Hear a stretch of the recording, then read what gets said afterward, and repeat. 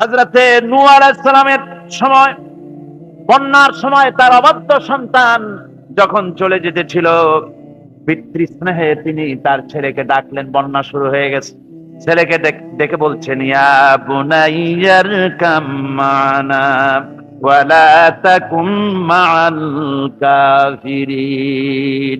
বেটা আয় আয়, তাড়াতাড়ি আয়, জাহাজে ওঠ, আর কাফেরদের সাথে তুই যাস না।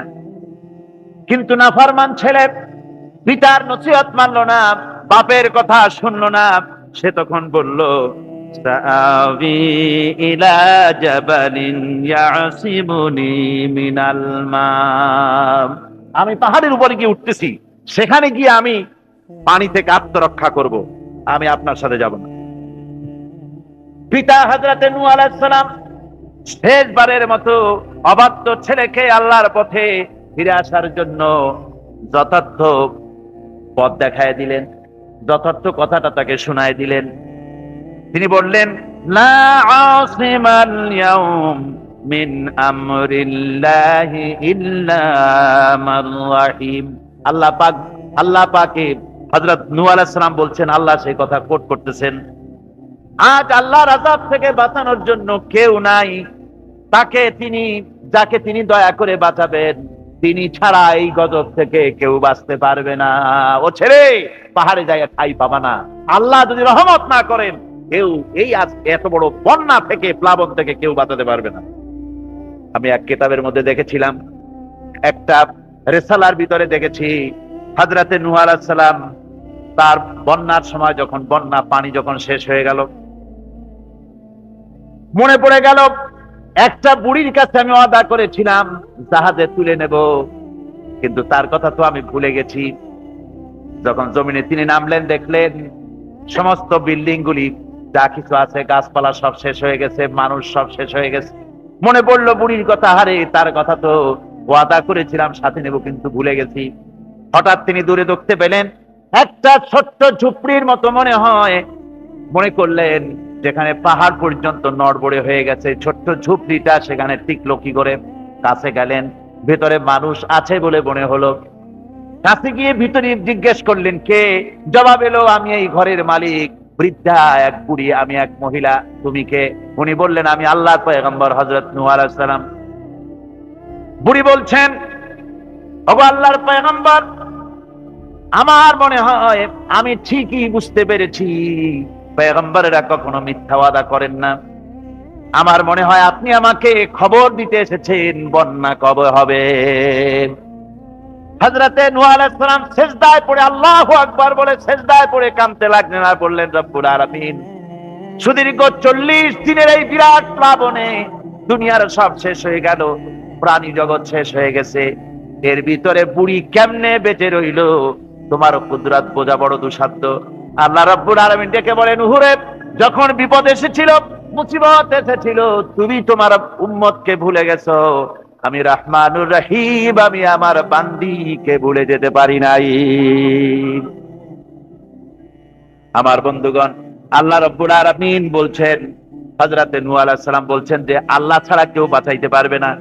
এমনি করে ছেলের সঙ্গে যখন কথোপকথন হচ্ছিল, ওয়াহালা বাইনাহুমাল মাউজু ফাকানা মিনাল মুগরাকিন। উভয়ের মধ্যে যখন কথাবার্তা হচ্ছিল, তখন বিরাট এক ঢেউ এসে কেনানকে কোথায় হারিয়ে দিল, শেষ হয়ে গেল। কেনান যখন পানির ভিতরে ডুবে গেল, হযরতে নূহ আলাইহিস সালাম ব্যাকুল হয়ে গেলেন, নিজের সন্তান পানির মধ্যে ডুবতেছে, বাপের মনে কেমনে সহ্য হয়? পিতৃস্নেহে উদ্বেল হয়ে পড়েছেন তিনি তখন বললেন, ওয়ানাদা নূহুর রাব্বাহু ফাকালা ইন্না ইবনি মিন আহলি। নূহ আলাইহিস সালাম চিৎকার মেরে বললেন, আয় আমার রব, আমার পুত্র, সে আমার আহাল, আমার পরিবারভুক্ত। পুত্রের মুক্তির জন্য নূহ আলাইহিস সালামের প্রার্থনা করা আদৌ বেঠিক ছিল না। সন্তানের জন্য স্নেহের দিক থেকে তা সঠিক হলেও আল্লাহর যে নিয়ম নীতি, তা ছিল সেই নিয়মের সম্পূর্ণ পরিপন্থী। আল্লাহ রাব্বুল আলামিন সাথে সাথে জবাব দিয়া দিলেন, ইয়া নূহ ইন্নাহু লাইসা মিন আহলিক ইন্নাহু আমালুন গায়রু সালিহ। আল্লাহ রাব্বুল আলামিন বললেন, ও নূহ, এই ছেলে তোমার ঘরের তোমার আহাল নয়, সে তোমার পরিবারভুক্ত নয়। হযরত নূহ আলাইহিস সালাম আল্লাহর এই কথা শুনে ভয়তে কেঁপে উঠলেন। নূহ আলাইহিস সালাম বললেন, আয় আল্লাহ, আমি সেই সব প্রার্থনা থেকে তোমার কাছে পানা চাই যে প্রার্থনা সম্পর্কে, যে জিনিস সম্পর্কে আমার নিজের কোনো ইলম নাই। আমি যা করে ফেলেছি, যা বলে ফেলেছি, ইল্লা তাগফিরলি ওয়া তারহামনি আকুম মিনাল খাসিরিন। আয় আল্লাহ, যা আমি করে ফেলেছি, বলে ফেলেছি, তুমি যদি আমাকে মাফ না করে দাও, তুমি যদি আমাকে ক্ষমা না করে দাও, আমার প্রতি যদি রহম না করে, তাহলে আমি ক্ষতিগ্রস্ত হয়ে যাব। আমার ভাইরা, এই জন্য ইসলামে রক্তের সম্পর্ক গৌণ, আর আদর্শের প্রশ্ন হচ্ছে মুখ্য। আদর্শ সবচেয়ে বড়। আপনার ছেলে হতে পারে, কিন্তু আল্লাহর আইনের অবাধ্য হলে সেই ছেলের সঙ্গে স্নেহের সম্পর্ক থাকতে। হযরত আবু বকর সিদ্দিক রাদিয়াল্লাহু তাআলা আনহু বদরের জিহাদের পরে যখন ফিরে এসেছেন, ছেলে আব্দুল্লাহ তখনও কাফের ছিলেন। হযরত আবু বকরকে বলছেন, আব্বাজান, বদরের মাঠে জিহাদের মধ্যে, যুদ্ধের ময়দানে কয়েকবার আপনারে পাইছিলাম তরবারির সামনে, কিন্তু আপনি আমার সম্মানিত পিতা, আমি আপনাকে কিছুই বলি নাই। হযরত আবু বকর বলেন, আমার ছেলে, বদরের মাঠে তোমার তরবারির সামনে কয়েকবার আমাকে পেয়েছো, কিছু বলো নাই। আমি আল্লাহর নামে কসম করে বলি, ওই বদরের মাঠে তুমি যদি আবু বকরের চোখের সামনে একবারও পড়ে যেতে, আবু বকরের তরবারি তোমাকে ক্ষমা করে দিত না। যেহেতু আমি মুসলমান আর তুমি কাফের, তোমার সাথে স্নেহের সম্পর্ক হবে তখন যখন তুমি ইসলামের পূর্ণ অনুসারী হবে, আদর্শের অনুসারী হবে। আমার ভাইরা, এই জন্য সূরা তাওবার ভিতরে আল্লাহ রাব্বুল আলামিন বলেছেন, ইয়া আইয়ুহাল্লাযীনা আমানু লা তাত্তাখিযু আবাআকুম ওয়া ইখওয়ানাকুম আউলিয়া ইন ইস্তাহাব্বুল কুফরা আলাল ঈমান। ও বিশ্বাসীরা, খবরদার, তোমরা তোমাদের বাপ হোক আর ভাই হোক বন্ধু বলে গ্রহণ করবে না, এমত অবস্থায় যখন তারা ইমানের চাইতে কুফরিকে বেশি ভালোবাসে। কথা বুঝতে পেরেছেন? আল্লাহ নিষেধ করছেন, খবরদার, এদেরকে বন্ধু বলে গ্রহণ করো না, বাপ হোক আর ভাই হোক। ইমানের চাইতে কুফরিকে যদি ভালোবাসে, ইসলামের চাইতে সমাজতন্ত্রকে বেশি ভালোবাসে, ইসলামের চাইতে জাতীয়তাবাদকে বেশি ভালোবাসে, ইসলামের চাইতে ধর্মনিরপেক্ষতাবাদকে বেশি ভালোবাসে, ইসলামের তুলনায় মানুষের তৈরি করা মতবাদকে ভালোবাসে, যদি তোমার বাপ হয়, যদি তোমার ছেলেও হয়, যদি ভাই হয়, খবরদার, বন্ধু বলে গ্রহণ করো না। যদি তা করো, ওয়ামান ইয়াতাওয়াল্লাহুম মিনকুম ফাউলাইকা হুমুজ জালিমুন।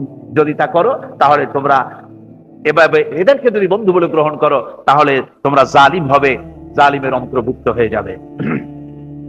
এখন আসল বন্ধু কারে বানাবো, সে কথা কার কাছ থেকে জানবো? আল্লাহর কাছ থেকে। কার কাছ থেকে? আল্লাহ রাব্বুল আলামিন বলেন, শোনো আসল বন্ধুকে। আল্লাহু ওয়ালিয়্যুল্লাযীনা আমানু ইউখরিজুহুম মিনাজ যুলুমাতি ইলান নূর। আল্লাহ হচ্ছেন মুমিনদের বন্ধু। আল্লাহ মুমিনদের কি? আল্লাহই হচ্ছেন মুমিনদের বন্ধু। তিনি অন্ধকার থেকে মানুষগুলিকে আলোর দিকে নিয়ে আসেন। আমার ভাইয়েরা, প্রকৃতপক্ষে মানব জাতির বন্ধুর পরিচয় আল্লাহ পাক এভাবে দিয়ে দিচ্ছেন, ইন্নামা ওয়ালিয়্যুকুমুল্লাহু ওয়া রাসূলুহু ওয়াল্লাযীনা আমানু আল্লাযীনা ইউকিমুনাস সালাতা ওয়া ইউতুনাজ যাকাতা ওয়া হুম রাকিউন। প্রকৃতপক্ষে বন্ধু হবে, প্রকৃতপক্ষে বন্ধু হচ্ছেন আল্লাহ, রাসূল এবং মুমিন। আল্লাহ বলেন, আল্লাহ, রাসূল আর মুমিন, এরাই হবে বন্ধু। আর মুমিন আবার কে? মুমিনের পরিচয় আল্লাহ দিচ্ছেন। মুমিনের পরিচয় দাবি করার বিষয় না, মুমিনের পরিচয় হচ্ছে এভাবে, আল্লাযীনা ইউকিমুনাস সালাতা ওয়া ইউতুনাজ যাকাত। মুমিন হচ্ছে সেই যে নামাজকে প্রতিষ্ঠা করে আর যাকাতকে আদায় করে, আর তারা রুকুকারীও, এরাই হচ্ছে মুমিন। সুতরাং এই মুমিনদের সঙ্গে বন্ধুত্ব স্থাপন করো, মুমিন ছাড়া আর কারোর সাথে বন্ধুত্ব স্থাপন করো না।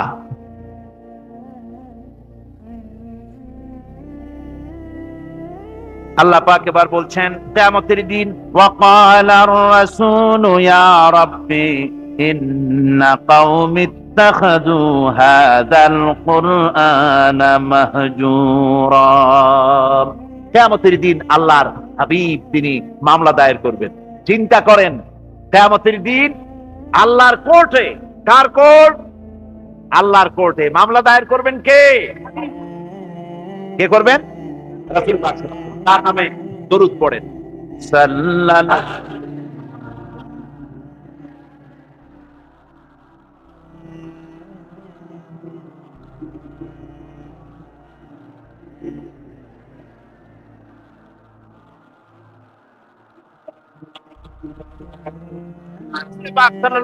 আল্লাহর দরবারে নালিশ পেশ করবেন। আমি তাড়াতাড়ি করে শেষ করছি, দাঁড়াবেন না, বন্ধ করে দেব।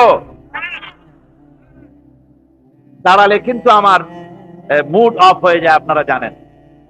আপনারা মেহেরবানি করে, আমি রাত অনেক হয়েছে বুঝতে পারছি, খুব তাড়াতাড়ি করে শেষ করে দিচ্ছি। রুকুটা শেষ হতে বোধহয় আর 2-3টা কি 4টা আয়াত বাকি আছে মাত্র। ধৈর্য ধরতে পারবেন না? আল্লাহ পাক বলেন কিয়ামতের দিন রাসূল নালিশ দায়ের করবেন, মামলা দায়ের করবেন আল্লাহর দরবারে। বলবেন, আয় আল্লাহ, আমার জাতি, আমার কওম এই কোরআনকে উপহাসের বস্তু বানায় নিয়েছিল। وَكَذَلِكَ جَعَلْنَا لِكُلِّ نَبِيٍّ عَدُوًّا مِنَ الْمُجْرِمِينَ وَكَفَى بِرَبِّكَ هَادِيًا وَنَصِيرًا। আর এইভাবে করে আমি প্রত্যেক নবীদের জন্য দুষ্কৃতকারীদেরকে দুশমন বানিয়ে দিয়েছি। ওয়াকাফা বিরাব্বিকা হাদিয়া ওয়া নাসীরা। আর সত্য পথ প্রদর্শনের জন্য আর সাহায্য করার জন্য আমি আল্লাহ আপনার জন্য যথেষ্ট। কোরআন, এই জাতি কোরআনকে উপহাসের বস্তু বানিয়েছে, তার মানে কি? তার মানে হচ্ছে কোরআনের তেলাওয়াতকে তারা বন্ধ করেছে, কোরআনের প্রতি, কোরআন থেকে তারা দূরে সরে গিয়েছে। তারা কোরআনে কারীমকে, কোরআনের পরিবর্তে তাদের গানের আসর তাদের কাছে মজা লাগে, কবিতা পাঠের আসর, গানের আসর, পুঁথি পাঠের আসর, নাচ, নাটক, গল্প ইত্যাদি তাদের কাছে মজা লেগেছে। আমার কোরআনকে তারা ছেড়ে আপনার কোরআনকে তারা উপহাস করেছে। এই উপহাস করার কারণেই মুসলমানদের এই চরম অবনতি। আল্লামা ইকবাল বলেছেন, वो जमाना में मुअज्जज थे मुसलमान होकर और तुम मुखार बने हो तारिखे कुरआन होकर।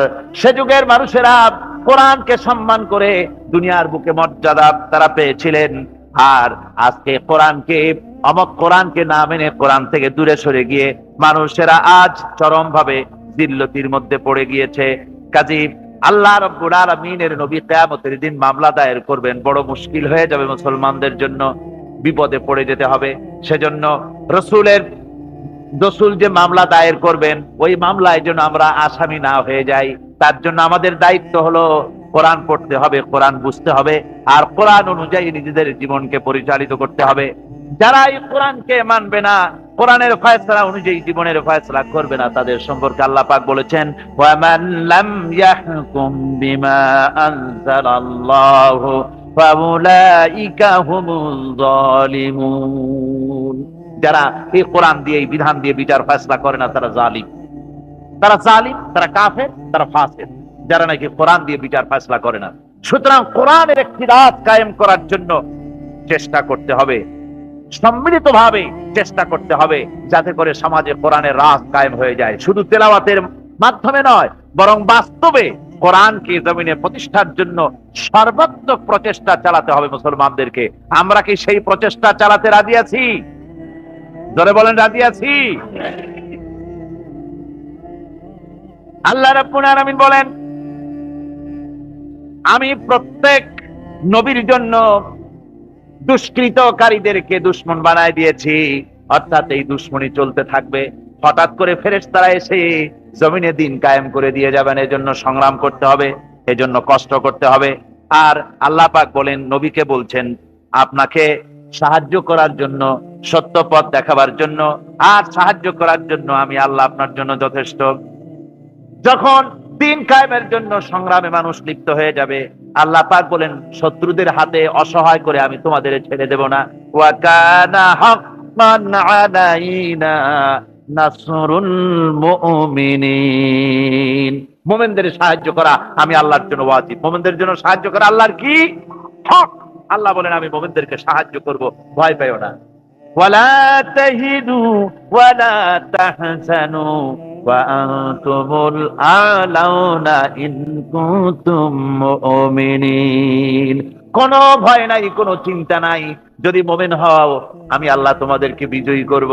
মুমিন হওয়া লাগবে। আর যদি মুমিন না হও তাহলে বারবার মতো কাফেরের দেশ ভয় দেখাবে, ভয়ের চোটে চিত হয়ে পড়বা। বুঝলেন? ঈমান যদি থাকে, ঈমানের মজবুতি যদি থাকে, তাহলে মুসলমান লড়াই করে এসেছে, ইতিহাস দেখিয়ে এসেছে। ঢাকা বিশ্ববিদ্যালয় অনেকে গর্ব করে বলেন এটা হলো প্রাচ্যের অক্সফোর্ড। হতে পারে, ছিল একসময়। এখন সেই প্রাচ্যের অক্সফোর্ড এখন হয়েছে ছোট্ট একটি ক্যান্টনমেন্ট। ওই ইউনিভার্সিটির সামনে দিয়া লোকেরা যাতায়াত করতো, আগে আনন্দে বুক ফুলে উঠতো, আমার শ্রেষ্ঠ বিদ্যাপীঠ, এখানেই আমার লেখাপড়া হয়, কত ছেলে এখান থেকে প্রেসিডেন্ট হয়, প্রধানমন্ত্রী হয়, কত কিছু হয়। আর এখন ওই ইউনিভার্সিটির সামনে দিয়ে যাওয়ার সময় মানুষ যখন যায়, যদি রিকশায় থাকে, রিকশা ড্রাইভারকে বলে বাবা জোরে চালা, বকশিস দেব। আর যদি পায়ে হাঁটে তো দ্রুত গতিতে দৌড় মারে, আর আয়াতুল কুরসি পড়ে বোতাম খুলে জোরে জোরে বুকে ফু মারে, আর বলে যে আল্লাহ এই ছাত্রদের সঙ্গে যেন দেখা না হয়। আমার ভাইজান আল্লামা হযরত মাওলানা সৈয়দ কামালউদ্দিন জাফরি মাদ্দাজিল্লাহুল আলী আমাকে বলছিলেন যে আসলে কোরআনের আয়াত দিয়ে আমাকে বলছিলেন যে ঢাকা বিশ্ববিদ্যালয় এর চতুর্দিকে একটা বড় প্রাচীর তৈরি করা উচিত, যেমন ইয়াজুজ মাজুজদের জন্য প্রাচীর তৈরি করা হয়েছিল। কোরআন শরীফে আছে। ইয়াজুজ মাজুজের জ্বালায় যখন এলাকার লোক টিকতে পারে না, তখন জনগণ বলেছিল ইয়া যাল কারনাইন, আমরা আপনাকে সাহায্য করব, খরচ দেব, সরকারি খরচ আর আমাদের খরচ নিয়ে একটা প্রাচীর করে দেন যে ইয়াজুজ মাজুজরা যেন বাইরে যেতে না পারে। আজকে অবস্থা কি হয়েছে, পুলিশ পর্যন্ত হয়রান। ওদের মার দেখা পুলিশ বাবারে মা কই দৌড় দেয় আরেক দিকে। সুতরাং আজকে কিয়ামতের দিন এই উপায় থাকবে না। আল্লাহ পাক এখানে অনেক সেলুট পাওয়া যাবে। এখানে দেখেন না, বাঁচলেও সেলুট, আবার যখন মরার পরে রাষ্ট্রপ্রধান মরছে অথবা তার পাশাপাশি কেউ মরছে, কামানবাহী শকটে করে নিয়ে যায় আর্মিরা লেফট রাইট করতে করতে। কামানবাহী শকট নিয়ে যাও কি ফেরেশতারে ভয় দেখাবার জন্য? এরপরে কবরের মধ্যে থুয়ে আবার তোপ দাগায়, কামান দাগায়, বিরাট বিরাট আওয়াজ করে, আর বিরাট জোরে সেলুট মারে। মিয়ারা তোমরা সেলুট মারতেছো হাত দিয়া, ফেরেশতারা কি দিয়ে মারবে তা তো তুমি জানো না। আমরা বহুত দেখছি, কত দেখলাম। ফুলের মালা আর ফাঁসির রশি খুবই পাশাপাশি, বেশি দূরে না। আমার বন্ধুগণ, কোরআনে কারিমে আল্লাহ রাব্বুল আলামিন বলেন এই নেতারা কিয়ামতের দিন অনুসারীরা বলবে, কাফেররা বলবে ওয়াকালাল্লাযীনা কাফারু রাব্বানা আরিনাল্লাযাইনি আযাল্লানা মিনাল জিন্নি ওয়াল ইনস। কাফেররা বলবে, অর্থাৎ মহাসত্যের অমান্যকারীরা, তারা বলবে আয় আল্লাহ আমাদের দেখায় দাও, জেনেদের ভিতর থেকে আর মানুষের মধ্য থেকে আমাদেরকে গোমরা করলো কারা। নাজআলহুমা তাহতা আকদামিনা লিয়াকুনা মিনাল আসফালিন। আমরা আজকে তাদেরকে পদদলিত করব যাতে তারা নিচে পড়ে থাকে। আমার ভাইয়েরা, এই জন্য আল্লাহ ভীরুদের বন্ধু এবং নেতা নির্বাচন করতে গিয়ে খবরদার ভুল করবেন না। কোরআনে কারীম থেকে আমি আপনাদের সামনে পেশ করতেছি, আল্লাহ ভীরুদের সঙ্গে মহব্বত যদি করেন, এই মহব্বত টিকে থাকবে।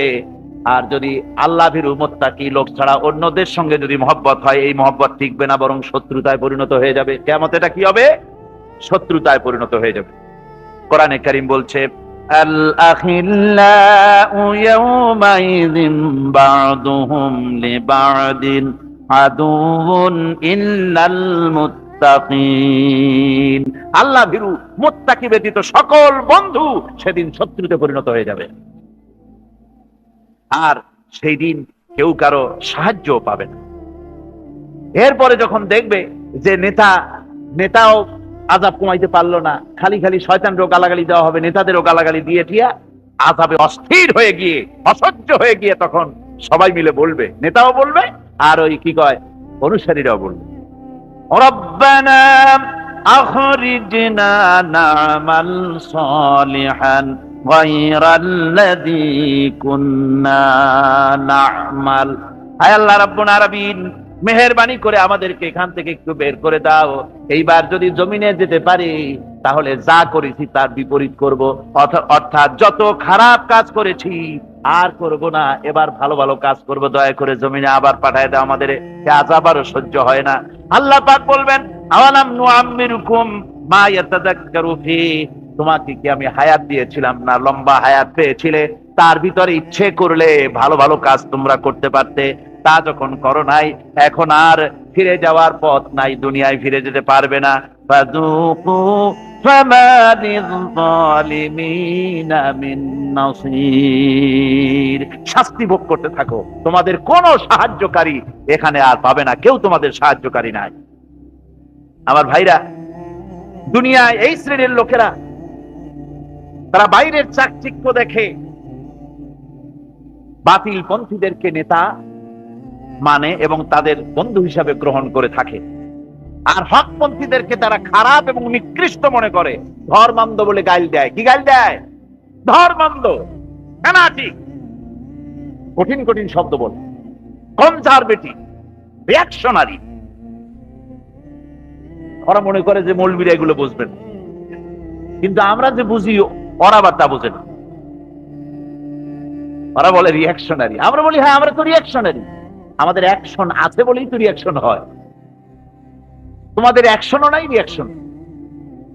ওরা বলে প্রতিক্রিয়াশীল, অবশ্যই আমরা প্রতিক্রিয়াশীল, ইমানের ক্রিয়া আছে, ইমান বহির্ভূত যা দেখি শরীরের ভিতর আগুন জ্বলে ওঠে। আর তোমরা তো প্যারালাইজড, তোমাদের কোনো অনুভূতি নাই। আর আমাদের গাইল দেয় কয় মৌলবাদী। আমি বহুবার বলেছি যে আমরা মৌলবাদী, 1000 বার মৌলবাদী, একবার না। তোমরা খুঁটির সাথে ঠ্যাং বাঁধাইয়া চিৎকার মেরে মৌলবাদী বলে গাল দাও, ওটা গাল নয়, আমাদের জন্য ওটা নেয়ামত। আমরা মৌলবাদী অর্থাৎ মূলবাদী। আমরা কি বাদী? এখানে মৌলবাদী আছে? কতজন মৌলবাদী দেখি তো?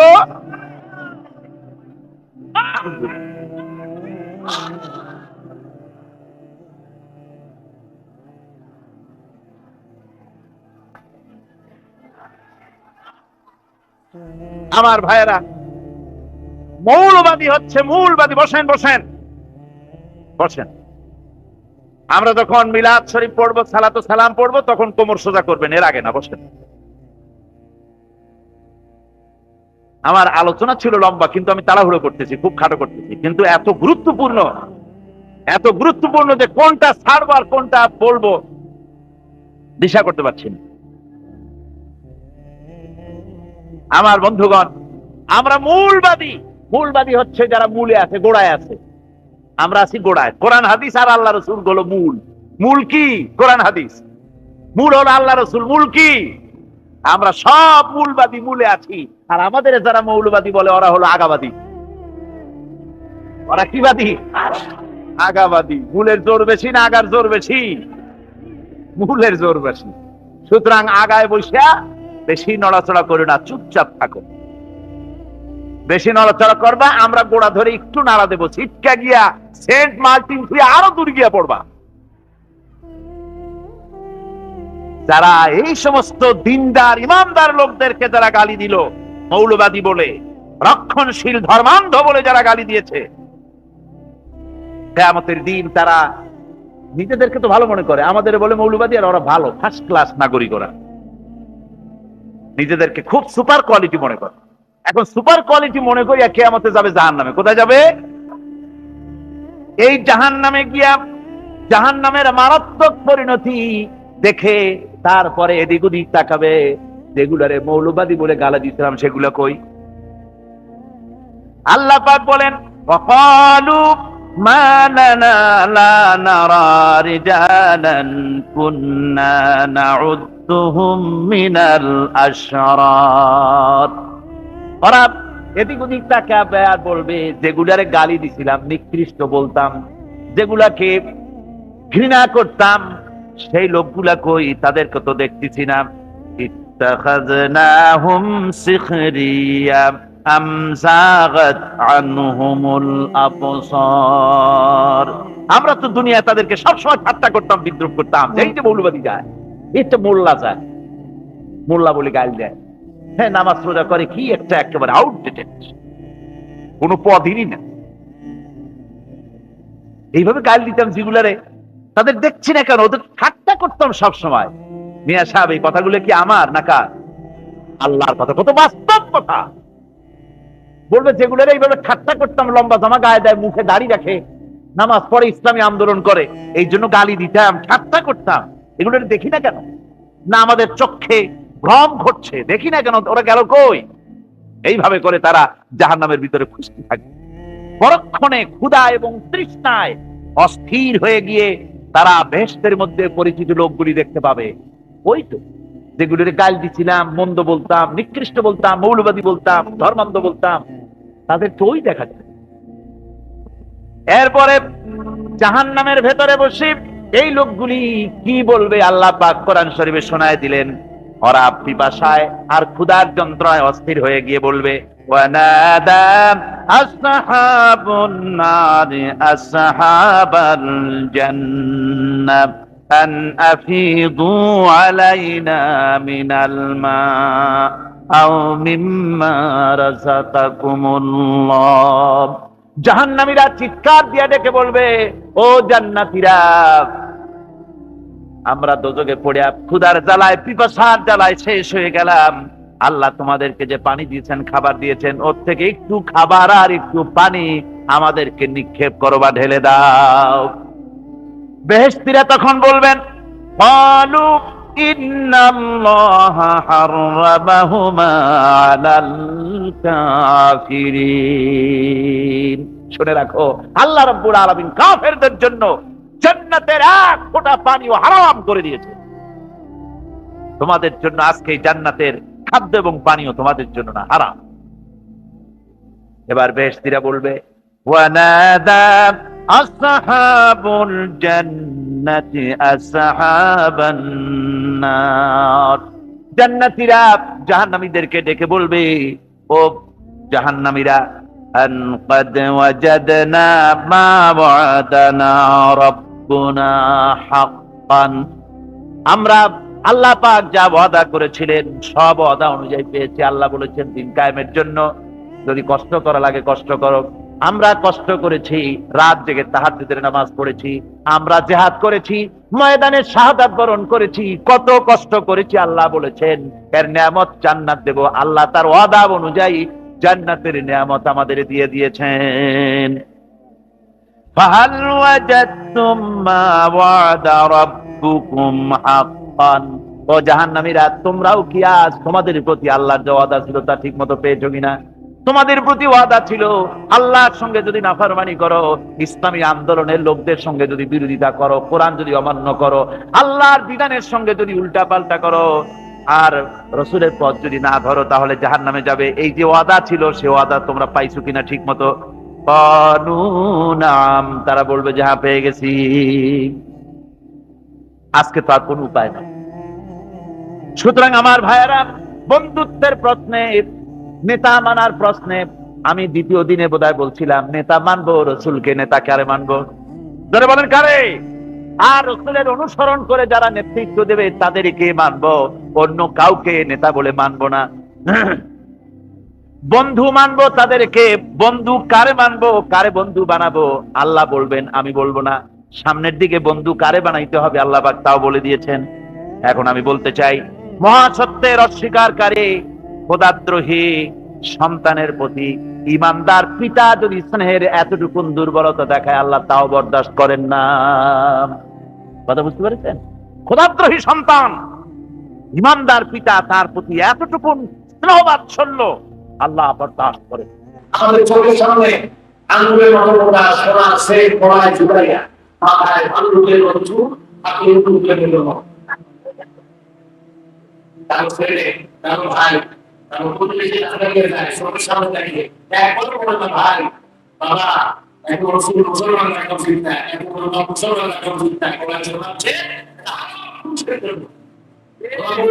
ওদের দিয়ে দাও নারী দিয়ে দাও তুমি তো জানো না আমি মুসলিম বলে বসে এটা তো বলি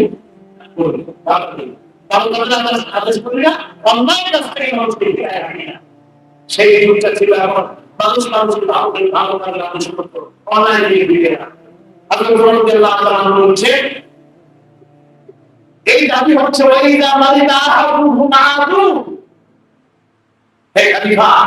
তুমি আমাদের জাতির জন্য বিচার বানাইছো এই জাতি হচ্ছে এমন এদের মধ্যে একটা মধ্যে অসুস্থ হয় সেখানে 50 জন লোক হাজির হয়ে যায়, কেউ কবর নিয়ে যায়, কেউ আঙ্গুল নিয়ে যায়, কেউ টাকা নিয়ে যায়, কিছু কিছু হাতে প্রমাণ নিয়ে যায়, মাথায় হাত বুলায় এবং তার আর খুশি করে তাদের আর দুঃখ করে তাদের দোয়া করে আমার বলি দোকানে মানুষ ধরে যাচ্ছে বিস্তারা দিয়ে হচ্ছে বিস্তারাতে থাকে সাতটা নিয়ে থাকে অকাল করে যায় সেই মন্ত্রী হয়ে গেছে আপনি জন্য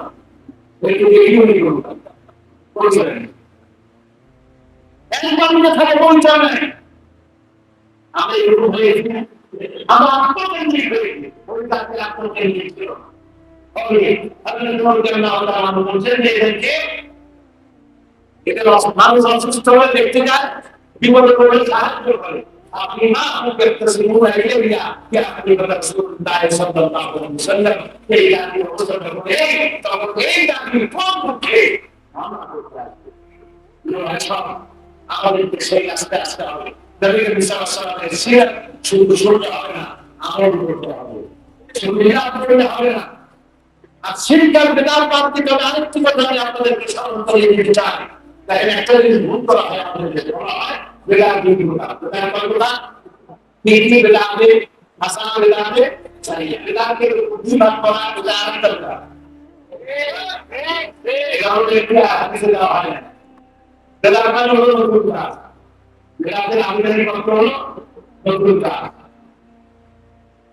এখন জানিয়ার করে যারা সরবরাহ করে এই জাতীয় কাজ বিভিন্ন রকমের যে সরকারের মধ্যে মাতা পূজা করে পৌরসভা করে বেলা আছে তারা বলে এগুলি করা যাবে না রসুলের জন্য জানা না সেটা যদি বেদাত হয় তাহলে রিক্সা রসুলের জন্য তাহলে আমরা রিক্সায় চলে যেতে পারি আমাদের সবসময় লাগাই আমাদের স্যার বসে মাদ্রাসায় পড়াই এটাও বেলা আমাদের ব্রেনে বই এটাও বেলা এরা জ্ঞান পাবি জানি বেলামান প্রত্যেকটা শব্দের আন্তর্জাতিক এবং শরীরের অর্থ ভিন্ন বেলাতে আন্তর্জাতিক অর্থ হচ্ছে নতুনটা কিন্তু শরীয়তের অর্থ হলো রসুলের যুগে যে কাজ এবাদত করে পূর্ণ ছিল না সেই কাজ এবাদতের মধ্যে পূর্ণ করার নাম বেদাত তবে এটা আসলে আমাদের কোথাও বুদ্ধি মানো বলে আমি এক কথায় রাসূলুল্লাহ যা বলেন নাই সাহাবায়ে কেরাম যা করেন নাই তা আমরা করব না আগে ভাই আগে আমরা আমাদের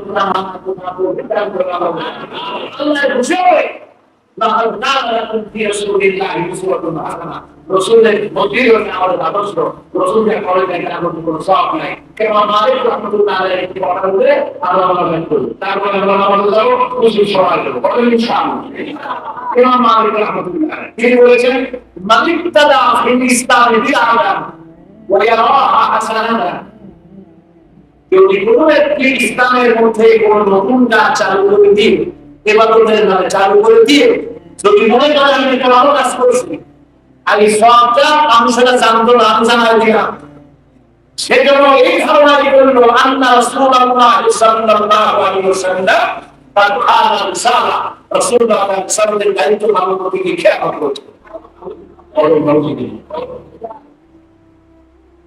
والله سبحانه وتعالى يقول اليوم أكملت لكم دينكم وأتممت عليكم نعمتي ورضيت لكم الإسلام دينا فصلى الله عليه وسلم الإسلام কমপ্লিট করে দিয়েছে, ইসলামকে দিন হিসাবে কমপ্লিট করেছে, পূর্ণ করে দিয়েছে। অন্য কিছুর মধ্যে বারবার বারবার কোন খেয়াল করে মুসলমানের নাই। সুবহানাল্লাহ। আগে আপনারা কোরআন পড়ুন, হাদিস পড়ুন, আল্লাহর শপথ এবং বিধি করবেন। আমি একটু আপনাদের মুনাজাত করব, মুনাজাত করবেন। ইসলামিক ফাউন্ডেশন বাংলাদেশের জন্য একটা নিয়ামত দান করে। আপনারা আলহামদুলিল্লাহ বলুন। ইসলামিক ফাউন্ডেশন শুধু একটা মসজিদ চালায় না, শুধু এরকম একটা মাহফিলের ব্যবস্থা করে না, এই জাতির সব থেকে বড় উপকার করেছে ইসলামিক ফাউন্ডেশন। ইসলামকে যা আদি ভাষায় ছিল এদের পক্ষে যত সম্ভব তার বাংলা করে বাংলাভাষী মুসলমানদের ঘরে ঘরে পৌঁছায় দিয়েছে। আলহামদুলিল্লাহ। 50,000 ইমামদেরকে ট্রেনিং দিয়েছে। এই কাজটি সূচনা করেছেন শহীদ প্রেসিডেন্ট জিয়াউর রহমান সাহেব, তিনি তার সূচনা করে গিয়েছিলেন। আজকে এই নিয়ে আমরা দোয়া করি, আল্লাহ তাকে তসলিম করুন, বলেন আমিন। ইমাম খতিব বিরাট গুরুত্ব বহন করেন। তারা মসজিদের মেম্বারের উপরে বসে মুসলমানদেরকে শুধু নামাজ পড়ার কথাই বলবেন না, নামাজ পড়তে বলবেন, সেই সাথে তাদের স্বাস্থ্যের কথা বলবেন, গাছ লাগাবার কথা বলবেন, গাছ লাগাবার কথা, গাছের প্রয়োজনীয়তার কথা আছে আছে। এই গাছ হচ্ছে আমাদের জীবন রক্ষাকারী বন্ধু। নবী সাল্লাল্লাহু আলাইহি ওয়াসাল্লাম যত যুদ্ধে গিয়েছে সাহাবায়ে কেরামদেরকে বলেছেন, দায়িত্ব পালন করেছেন, নারী শিশু অসুস্থ এবং দরিদ্র মানুষের উপর অত্যাচার করবে না, ফলদার বৃক্ষ কর্তন করবে না, বুঝছেন, ফলদার বৃক্ষকে কাটবে না।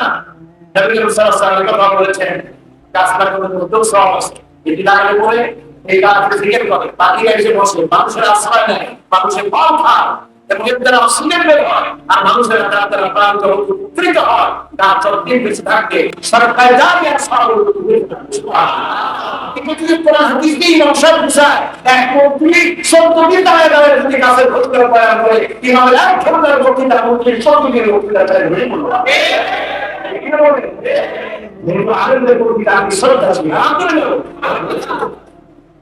স্বাস্থ্যের কথা, গাছ লাগাবার কথা, সবই হওয়ার কথা, সবই হওয়ার কথা।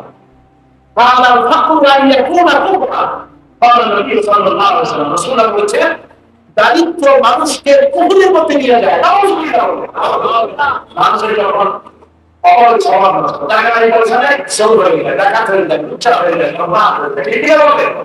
ইসলাম চায় না যে আপনি দরিদ্র হন, ইসলাম চায় আপনি অর্থনৈতিক দিয়ে সমৃদ্ধ হন। তাই কোরআন শরীফে যত জায়গায় বলা হয়েছে আকিমুস সালাত, সম্পূর্ণ প্রায় সব জায়গায় বলা হয়েছে ওয়াকিমুস যাকাত। যাকাত ভিত্তিক ইকুয়াল ডিস্ট্রিবিউশন, যাকাত ভিত্তিক ইনসাফ ভিত্তিক বন্টন সিস্টেম অর্থনৈতিক নাও পর্যন্ত নামাজ সঠিকভাবে আদায় হতে হবে। এই পৃথিবীতে যখন মা একটা সন্তান প্রসব করে, তখন সন্তান পৃথিবীতে এসে চিৎকার দেয়, সেই চিৎকারটার সাথে অর্থনীতি করবে, চিৎকার তার অধিকারকে প্রতিষ্ঠা করতে যায়।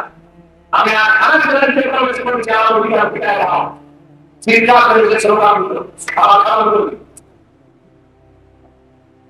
সন্তান পৃথিবীতে এসে তার এই অর্থনৈতিক ঘোষণা ছেড়ে দেয়। আর সুন্নাহ বলেছেন, আল্লাহ শরীফের সম্পর্কটা আলাদা আলাদা হাদিস সহিহ মুত্তাফাক আলাইহি, নবী সাল্লাল্লাহু আলাইহি ওয়াসাল্লাম বলেছেন, তাসকি ওইলা হইয়া মুসলমানদের কথা শুনলে কি বলবেন? যারা মানুষ তাদের জন্য অধিকার বাঁচতে পারে না, খাদ্য, বস্ত্র, শিক্ষা, চিকিৎসা, বাসস্থান, অনেক মনে করে যে সমাজতন্ত্রের দরকার, যারা সমাজতন্ত্রের পুষ্টির দরকার। নবী সাল্লাল্লাহু আলাইহি ওয়াসাল্লাম হাদিসের সামনে কি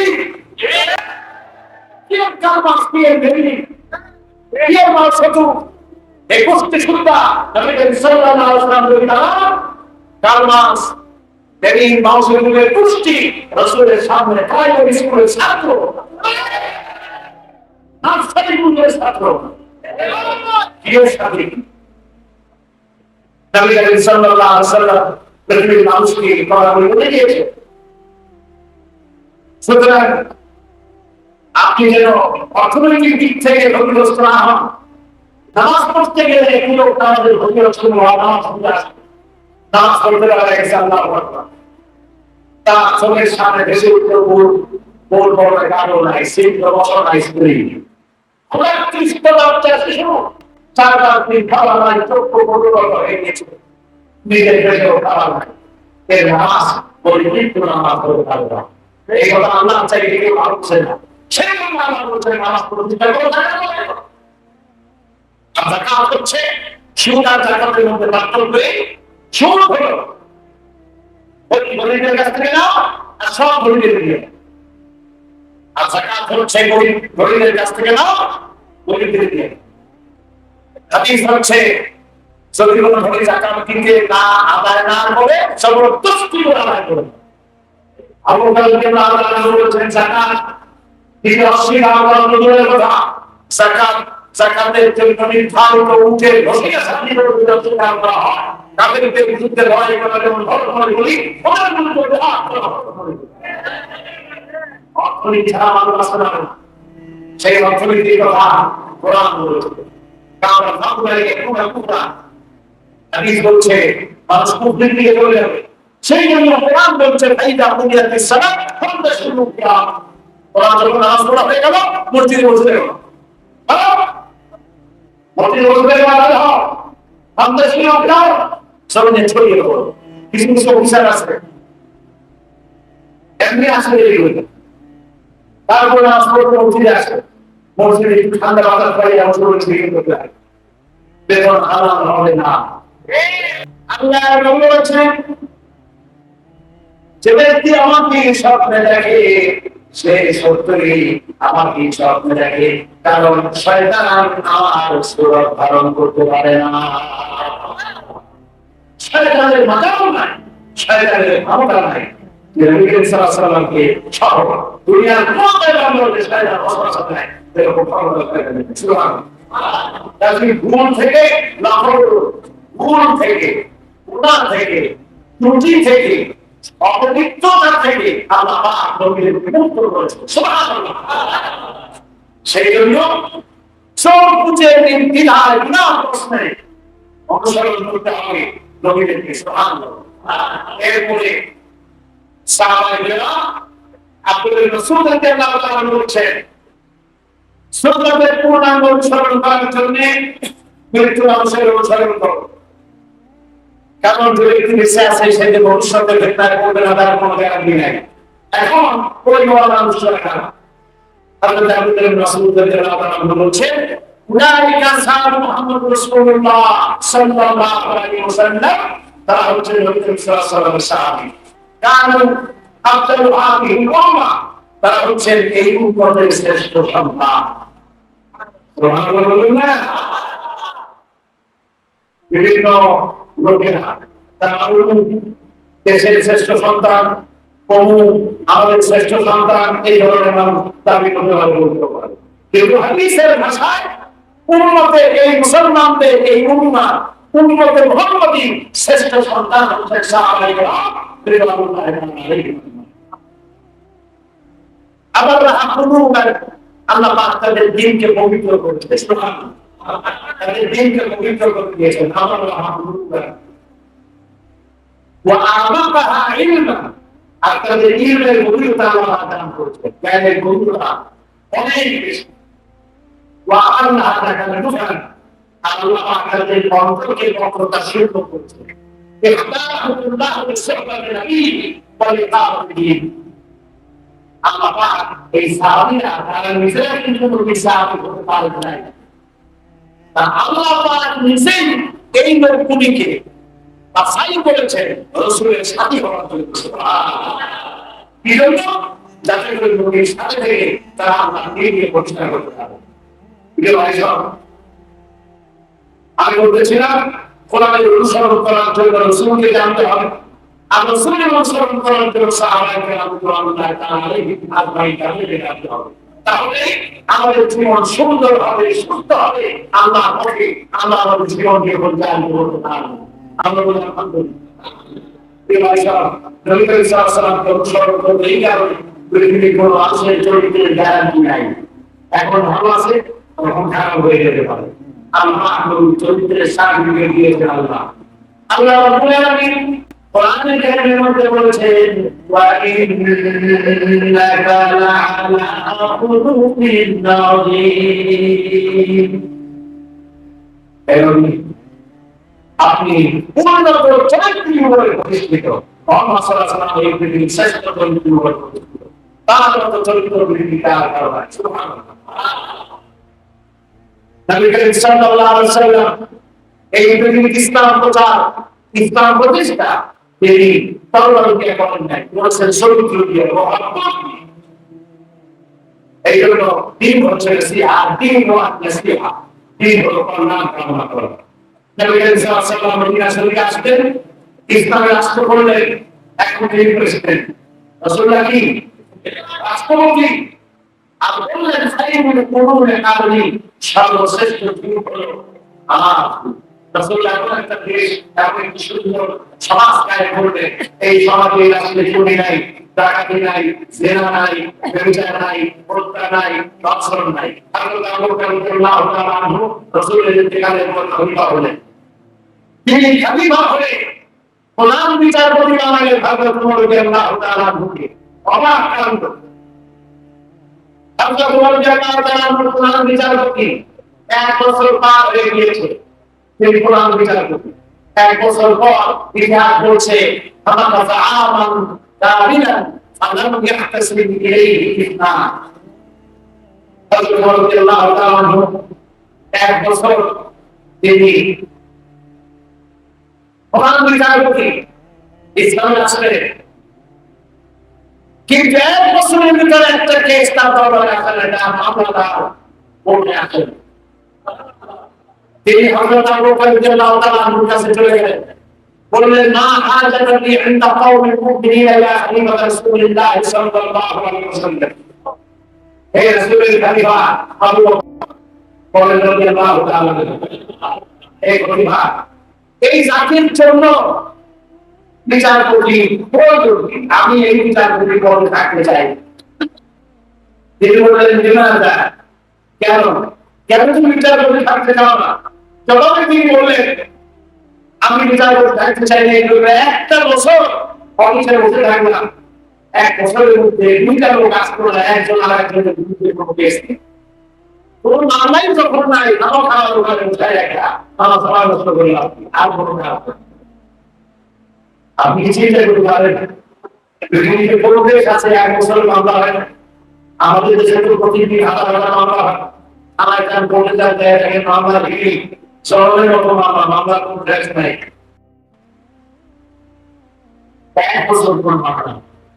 হযরত সিদ্দিক আকবর রাদিয়াল্লাহু তাআলা প্রশ্ন করছেন, হে ওমর, 1 বছরের ভিতরে তোমার কাছে কোনো মামলা আসলো না, এই কারণ হিসেবে তুমি কি বলো?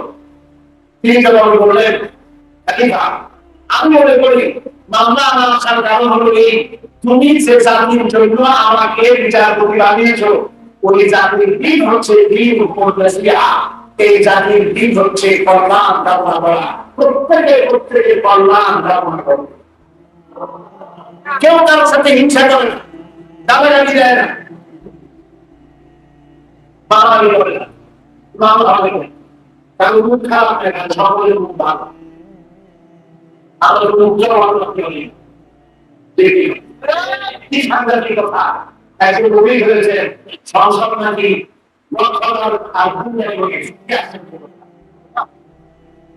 আমি একবার বাংলাদেশে ছিলাম, ওখানে বলছি স্ত্রী আসছিলেন, যখন ঝগড়া আর খাবে না, আমি তখন একটা চেক বুক পাঠাই দিলাম স্পিকারের কাছে, বললাম অনুগ্রহ করে আমাকে সময় দাও। তিনি আমাকে সময় দিলেন। আমি তাকে বললাম, আমার স্পিকার, আল্লাহ রাব্বুল আলামিন মানুষের সমস্ত শরীরের অঙ্গ প্রত্যঙ্গের মধ্যে আপনি দিয়েছেন, সকল রং দিয়েছেন। জিহ্বা এমন একটা প্রধান, যেখানে আল্লাহ পাক একটা আন্ত ভালো একটা শক্ত রং দেন, একদম নরম। দেখবেন এই নরম ছিটে গেল দিছে, যাতে বান্দা নরম নরম কথা কয়। অ্যাম্বুলেন্স থেকে আসে, আমরা যখন দোষী সেই নরম জিহ্বা সংসারে উদ্ধারের মতো বলছে। কোরআন শরীফে আল্লাহ পাক বলেছেন ওয়াকুলু লিন-নাসি হুসনা,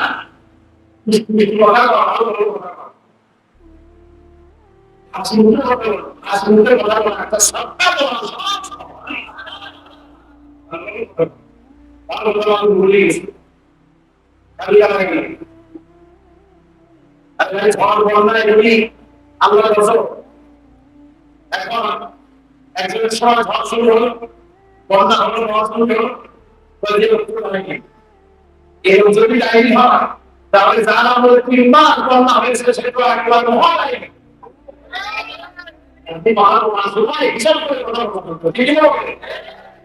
এই জন্য হিসাব করে বলা, ভালো করে বলা, মানুষকে এলাকাকে আন্তরিক না করা। বুঝতে পেরেছেন?